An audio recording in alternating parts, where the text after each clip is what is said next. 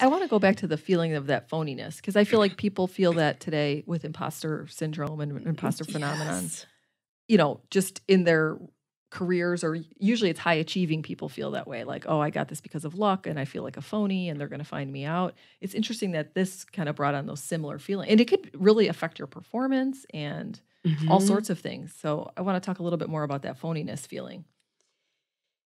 Did you feel like, oh, I'm going to be found out? And Yes. yeah. Yes. I knew I was going to be found out because Yeah. it kept presenting itself. Yeah. It kept happening. That's when I realized the truth will always come Yeah. out. It will always come out. So you might as well just take it out and find out who's going to accept you with it and who's not. And that's just life. Yeah. Right? I like that. Yeah. It's just life. You're going to be accepted by some, and not necessarily because of your hand. This is what I was saying with you. I'm going to share this next phase of No More Pockets with like the spirituality thing. Yeah. And because it's just, I've had people, when I discovered law of attraction and these things in my life that I've always felt drawn to, angels. I believe deeply in the power of prayer. But when I would share this with people, one of my good friends, and she's my good friend to this day, so she knows I share this. She's like, Laura, you sound like a What are you fruit. talking about? Yeah. Yeah. People like, you're already blonde. You grew up in California. You're a yoga instructor. And now you're talking about law of attraction and manifestation. She's like, Yeah. I think you're weird. Did you happen to watch Gwyneth Paltrow's thing on Netflix, or special on Netflix? No. She has a person that talks about manifestation and speaking to people that are no longer with us, and it was fascinating. And so, yeah, I sort of into that stuff too. I'm learning more about it. Yes. Yeah. Well, be into it if you're into it. Yeah. Right? But my mother would say that we're clairvoyant, are the women in our family. Not to sound crazy, but my mother would say, crazy. yeah. Or she would also say that she would have like predictive dreams. Really? Yeah. Did you ever ask her more about that? I mean, a little bit, but not too much. Is it not? Why? Why? I don't know. Because I guess I haven't really experienced it to that degree, so I just sort of dismissed it, I guess. But she will say that if you ask my mom. That it runs in the family? That it runs in the family, yeah. That's cool stuff. See, I would be all we were brought over together, that. Laura. Yeah. So, hand back in the pocket. So when my friend said that to me, and then people have said, you're a Pollyanna. My sister will say, it must be nice to live in your world, Laura. Yeah. And then you feel weird or you feel silly. So hand back in the pockets and you start hiding this part of you. Away. Yeah. So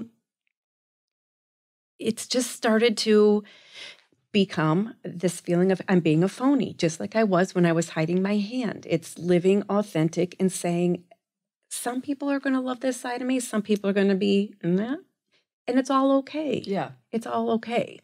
I remember it was a corporation I was asked to speak at if they had heard or seen my message about vulnerability and speaking about, I'm scared to take my hand out of my pocket, but the steps that we take to do it. And they asked me to speak. And I thought, well, I said, how does this fit in like corporate America? And they said, vulnerability runs rampant in the boardroom.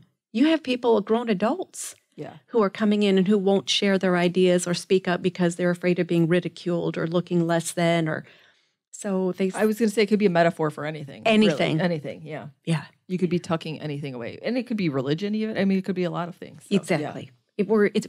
We're a bundle of things that make us who we are. Yeah. Physical, our thoughts, our beliefs, our self-talk. Yeah. And it's all an ongoing journey and process to me. No More Pockets has really become just a metaphor for the ongoing process of growth and living your truth and daring to be accepted for who you are and not hide these things about us.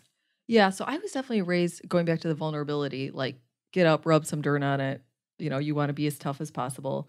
And so it is hard for me to be vulnerable. I see it, and this is my own hang up, as like a weakness almost. And so it is hard for me to expose any vulnerability. I'm getting better at it. I read Brene Brown. I listen to Brene Brown. I love Brene Brown. And when I do open up and I am more authentic and more vulnerable, I do get like a better reception from people for sure, rather than be like this ice queen who's got it all together. You know what I mean? I do. Yeah. But So this is what I ask people. How do you feel when you move through being raw or being seen or being vulnerable? How do you feel afterwards? I don't know how I feel afterward. I don't do it that often. You don't? No, I don't. I try to, I don't know if it's like my generation or what, but like try to have it, always have it buttoned up, always have it together. Can I ask how old you are? I'm 43. You're I had to think about it. I thought you were going to say like, really, I thought like mid-30s. Oh gosh, thank you. No. Okay. Because I only asked that because of what you had just shared. I found that this is what I share with kids in college age, actually women across the board. Just do it a few times and see if it doesn't make, it's like going to bed at night with your head on the pillow and thinking, oh, this feels so good. I don't even get, can I swear? I was going to say, absolutely, yeah. I don't even give a shit anymore about, I like this feeling of putting my head on my pillow and knowing today I didn't hide behind any falsehood.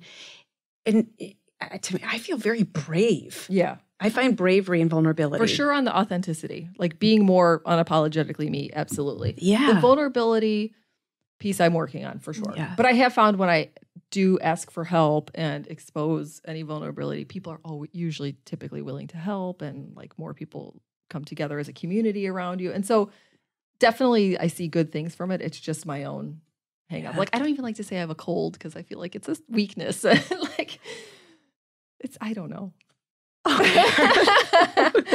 So much to talk about.